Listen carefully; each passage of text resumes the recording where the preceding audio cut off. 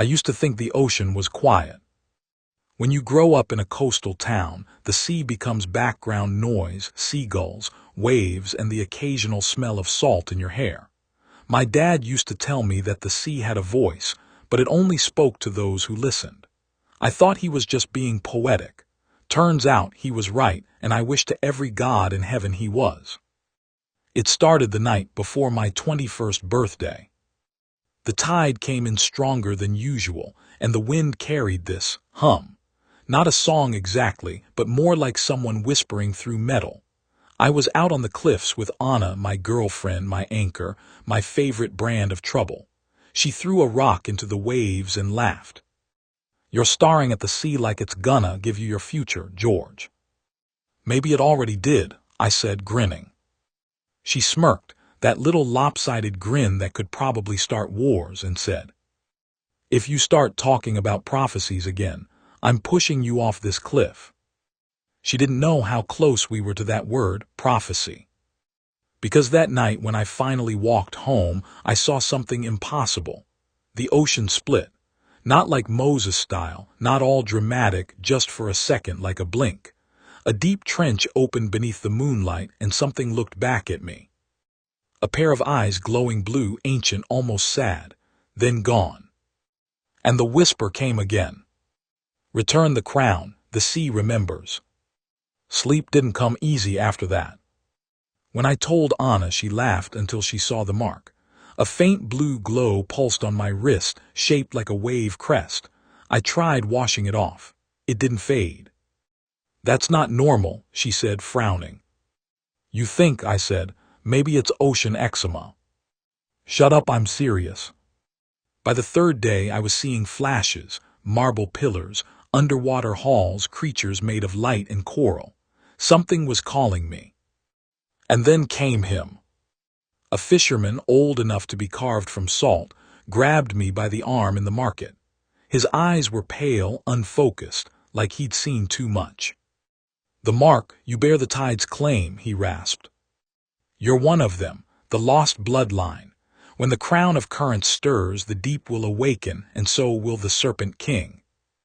Before I could ask what he meant, he collapsed, dead just like that. That night the ocean whispered again, louder this time. "Come home, Tideborn."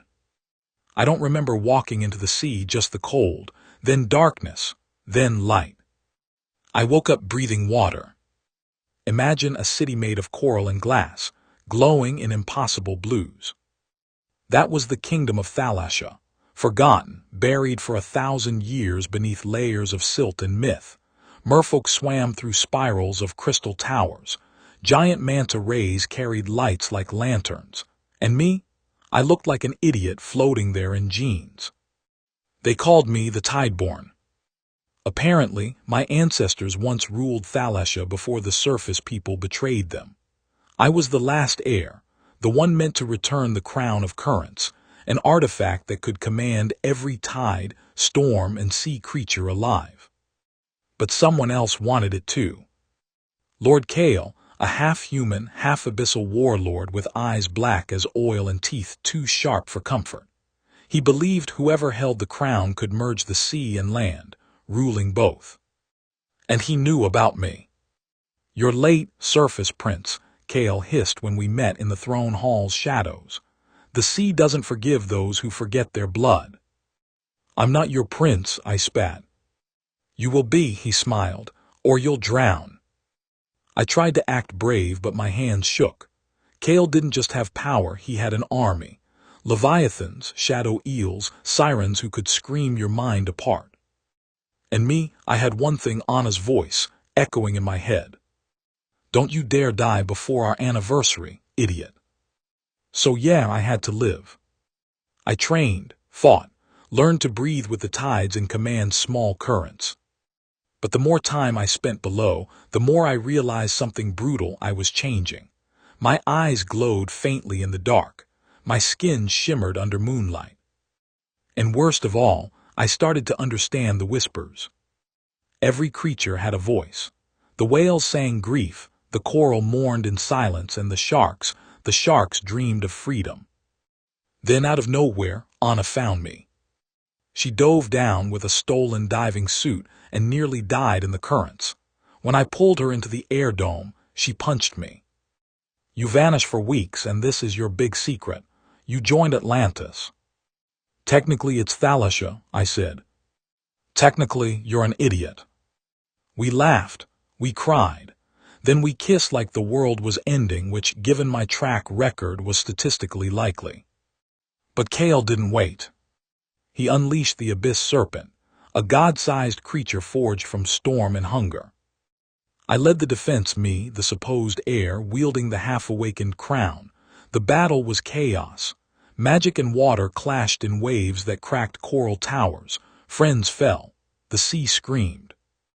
And I heard the prophecy fully for the first time. The Tideborn shall rise, but the sea shall take what it loves most. I didn't understand what that meant until the final battle. Kale had the crown. He stood atop the ruins, water swirling like blades around him. Anna stood behind me, bleeding, her hand on my back.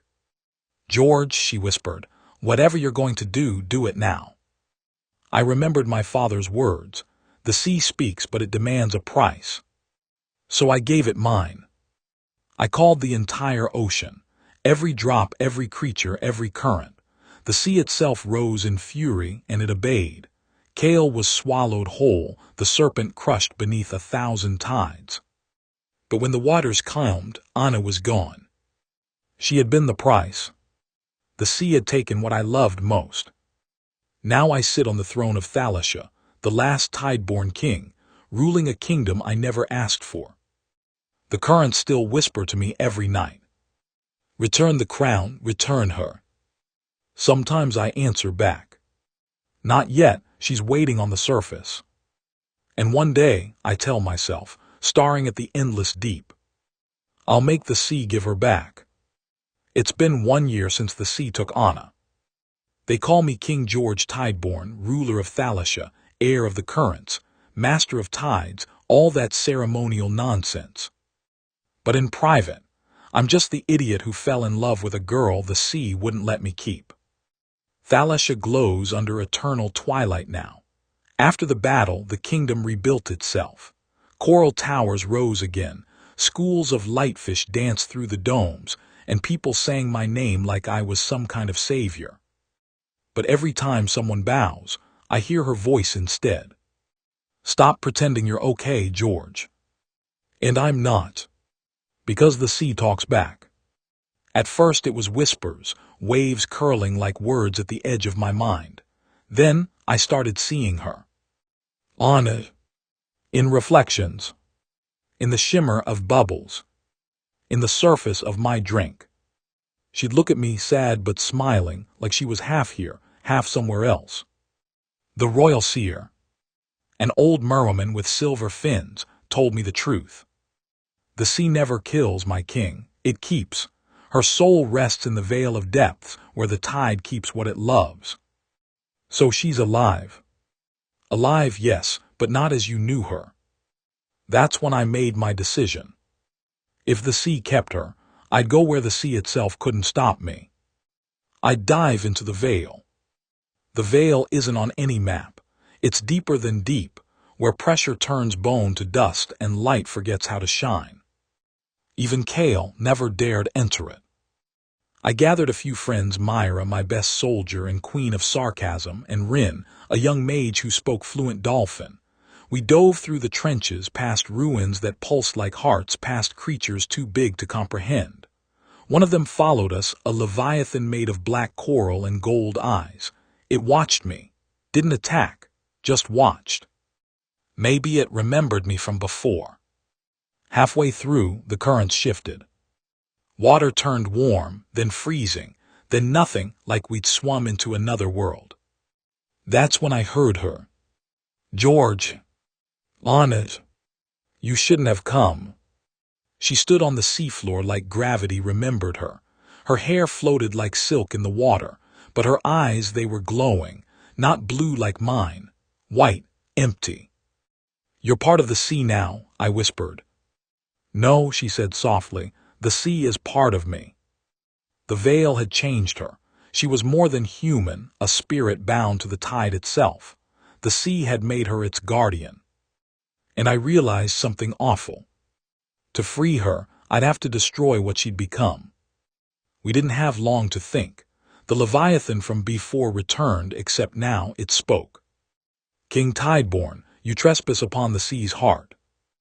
"I came for her," I said. "Take anything else."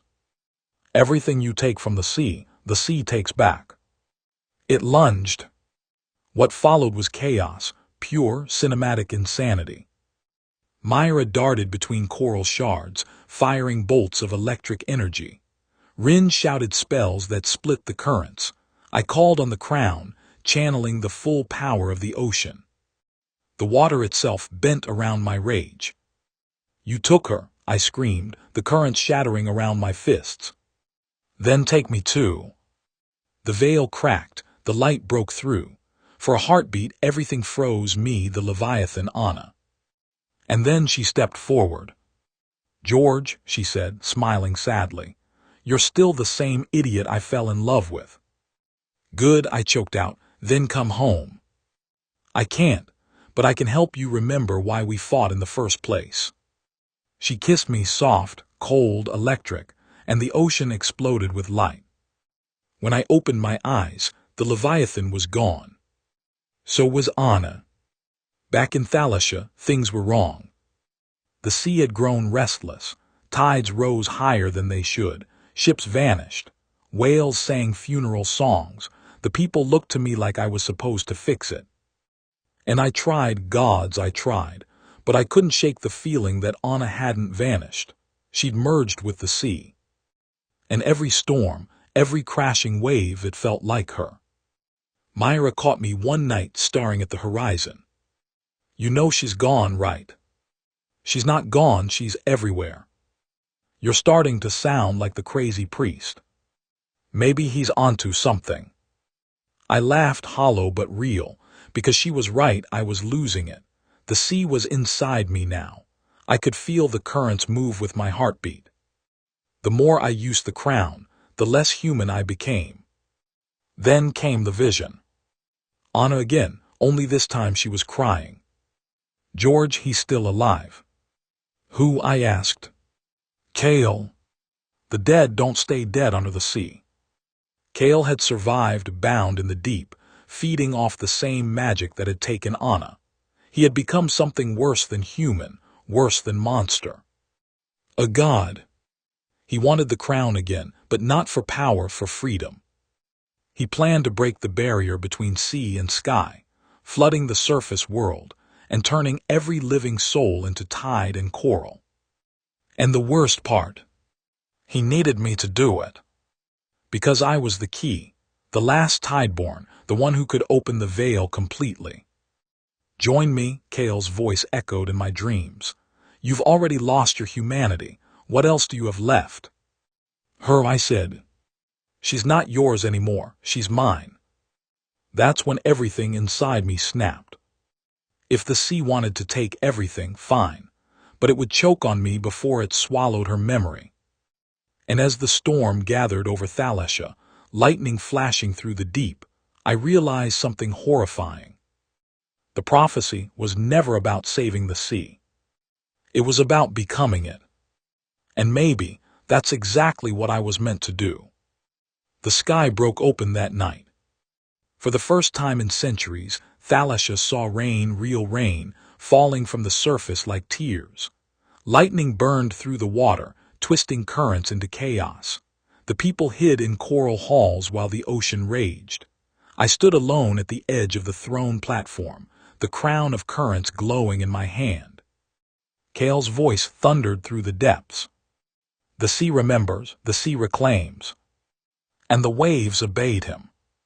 Creatures I thought were myths rose from the deep, serpent dragons, kraken shadows, eels big enough to strangle towers. Thalacia shook. Myra rushed in, her armor cracked, her hair wild. "George, we can't hold them." "Then we drown with dignity," I said. "You're insane." "Probably." I smiled at her, because if I didn't, I'd break. "He's after the veil," I said. We can't defend the city and stop him. We split up.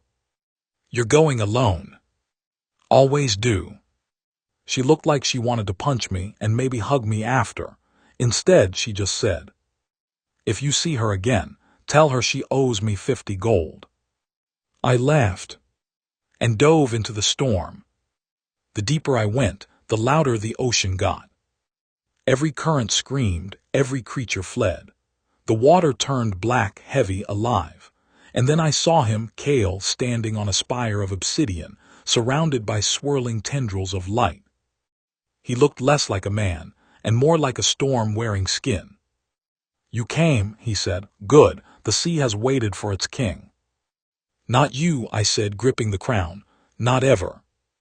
You think you can defy the tide. You are the tide." He wasn't wrong. My veins burned with power I didn't understand. The crown pulsed, sinking with the rhythm of the sea itself. Then Anna appeared between us. But she wasn't Anna anymore. She was something more radiant, translucent, her voice layered like echoes in a cave. "Stop, both of you. You're not real," Kale hissed. "Neither are you," she whispered. She turned to me. "George, you can't destroy him without destroying everything." "Then tell me what to do." "You already know." She reached out and placed her hand over my heart. And suddenly I remembered everything, the prophecy, the meaning, the truth I'd been too afraid to see. The tideborn shall rise, but the sea shall take what it loves most. It didn't mean Anna. It meant me. Kale attacked first, a wall of black water crashing toward me. I countered with light, the crown blazing so bright it split the ocean. We clashed in the heart of the storm, fists, blades, and will colliding like gods. He roared, "You think love will save you?" "No," I said, bleeding through my grin, "but it'll destroy you." I threw everything I had into the crown, not to command the sea, but to give it back. The ocean froze, then shifted. Every wave, every creature, every drop of salt water remembered. The sea wasn't a weapon. It was alive, it chose. Kale screamed as the current turned on him, pulling him into the abyss. His body twisted, dissolved, became part of the very water he sought to control. And then silence.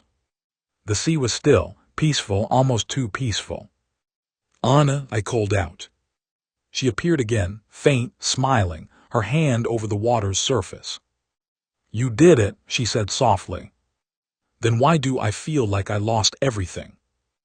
"Because you finally understand what it means to love something greater than yourself." She leaned in, her lips inches from mine. "You have to let go." "No," I whispered, "not this time. Then we'll both drown." I don't know what came over me. Maybe desperation, maybe faith. I took off the crown and placed it on the ocean floor. "No more kings," I said. And the sea listened. The water glowed not from magic but from peace. The storm broke apart. The ocean rose like a single living being, gentle, vast, forgiving. Anna smiled. "You finally set it free." "Stay," I said, voice shaking. "Please." "I can't, I am the sea now." She reached out one last time, her fingers brushing my cheek. It felt like the tide kissing the shore before retreating. "Don't forget me."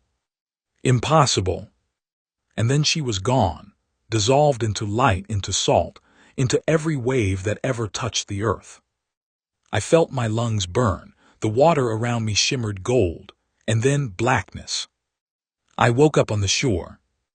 Not in Thalacia, not on Earth maybe, just somewhere in between. The waves lapped at my feet, whispering softly. "Tideborn keeper, lover." Myra told me later that the sea calmed the same moment I vanished. The storm stopped. The creatures returned. Thalacia was safe again, but their king was gone. Except I wasn't really gone. I was the sea now. When I close my eyes, I can still hear her, Anna, in every ripple, every current, every drop of rain. "You kept your promise," she says sometimes. What promise, I ask? To always come home. And maybe this is home now. Endless, quiet, beautiful. The kingdom beneath the waves, no longer forgotten, because it remembers. Just like I do. I used to think dying would be quiet. Turns out it's loud, not in sound, but in memory. Every heartbeat of every wave carries a story. Every drop of water remembers. And the sea remembers me. It's been 100 years, maybe more. Time doesn't move the same down here. I don't breathe, I don't sleep, I just exist, watching tides, storms, and life above continue without me. Thalasha still stands. My people call me the Tide Watcher, the spirit who keeps the balance between the sea and sky. But balance doesn't last forever. The surface world has changed. Machines roam the oceans, drilling into the seabed, ripping apart coral like it's nothing. They forgot the old stories, forgot to fear the sea. Until the sea started fighting back. Tsunamis, hurricanes, ships vanishing without trace. The world calls it climate collapse. I call it Anna. She's still here, or what's left of her. Anna became the soul of the ocean itself, beautiful, terrifying, everywhere. But something's wrong. The sea isn't calm anymore. It's angry, wild, and it's her voice behind every storm. I can feel it through every current, every shiver of salt. They poisoned me, George. Her voice echoes through the deep. They broke their promise. I warned them. She's not just nature anymore. She's vengeance. I tried reaching her, whispering through the currents, soft, careful. Anna, it's me. No, she replied, her tone like thunder in my bones. You're gone. You chose to stay silent. I chose peace. Then drown in it. It hit me like a current. She didn't remember who we were. The sea had rewritten her. And the only way to stop her was to remind her who she used to be. Thalasha had changed too. My descendants ruled now, humans and merfolk alike. The newest queen, Lyra Tideborn, had my eyes. She prayed to me every night. It's weird watching your great-great-granddaughter talk to you like you're some mythic uncle who might drop by with lightning. When she heard Anna's storms growing worse, she did something I never expected. She built a bridge to the surface. Literally, a rising path of crystal and current that reached the shore. If the sea wants war, she said to her council, then we'll meet her halfway. I felt pride and fear. Because Anna wasn't fighting the surface, she was fighting everything. Lyra's bridge split the world, the air above and the water below, and in that moment the ancient balance shattered. It started raining salt water. Cities on the surface drowned under endless storms.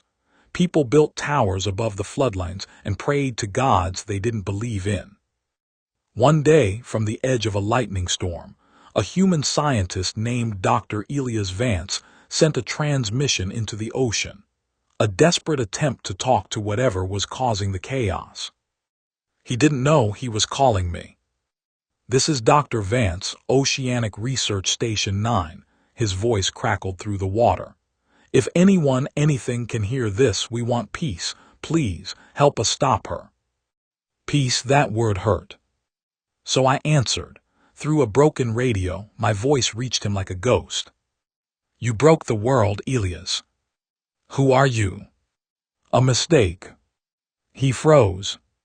You're the Tide Watcher. Names don't matter. Tell your people to leave the sea alone. It's too late. The ocean's reclaiming the land. Then it's not reclaiming, it's remembering. I saw her again that night. Anna, or what she'd become, the storm bride. Her hair was lightning, her eyes 2 hurricanes, her voice, a tidal wave. You shouldn't have come back, she said, appearing in the storm's heart. You always say that, I said, smiling faintly, still not listening. You don't belong here anymore. Neither do you. She laughed, a sound like crashing waves. They burned my coral, drained my children. You think they deserve to live. No, I said softly, but you do, you're more than rage. I'm what they made me. The lightning froze midair. And for a heartbeat, just one, I saw her human again. Her eyes softened, her lips trembled. "George, I'm so tired." I reached out. My hand passed through her, water against water. "Then rest," I whispered. "Let me carry it this time." She smiled sadly and vanished in the thunder. After that, the sea went quiet, too quiet. Thalasha trembled, the surface sank. I realized she wasn't gone, she was withdrawing. The sea itself was pulling away from the world, collapsing into itself, creating a new ocean, one that would erase the surface forever. Lyra and her council begged for help. "Tide Watcher," she prayed, tears floating in the water. "You're our ancestor, please save us." I didn't answer, because I didn't know if I could. How do you fight the person you love when she is the ocean? For the first time in a century, I rose. The sky burned red. Cities floated like islands, connected by steel and desperation. Humans looked smaller now, weaker, humbler. Maybe that was good. I found Elias on a tower built from the remains of old ships. He was alone, staring at the endless horizon. "You came," he said quietly. "Don't thank me yet. You're going to stop her." "No," I said, "I'm going to remember her." He didn't understand, how could he? But when I dove back into the storm, I carried something new, not a weapon, not power, just memory. Because the only thing stronger than the sea is love that endures it. You'd think after all this time, I'd stop believing in prophecies. But the sea wrote a new one in tides and moonlight. The one who became the sea shall give it back. The storm shall sleep, and the world shall wake. It meant me, again, always me. I found Anna in the eye of the final maelstrom, a world-sized vortex swirling between heaven and abyss. Her body shimmered like starlight, her voice breaking through waves and memory. "You can't stop this," she said. "I know." "Then why are you here?" "Because I love you." "That's not enough." "It never was," I smiled, "but maybe it's all we have left." I held her, or the closest thing to her, and whispered the words she'd once said to me. "Don't forget me." The storm screamed, then sighed. The sea stilled. When the storm cleared, the world was different.